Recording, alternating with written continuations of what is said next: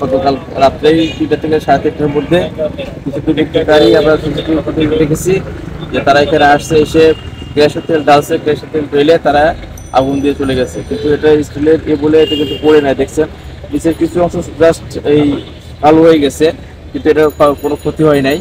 আমরা দেখছি যে দুর্বৃত্তকারীরা কারা এটা ফাইন্ড আউট করছি আমরা, কারণ এখানে অনেকগুলো ইস্যু থাকতে পারে। সেই ইস্যুগুলো আমরা সমস্ত ইস্যুগুলো দেখছি, যাচাই করছি।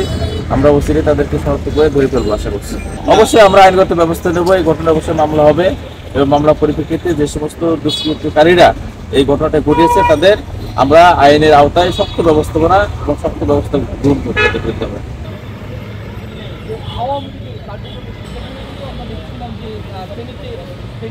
আকাশ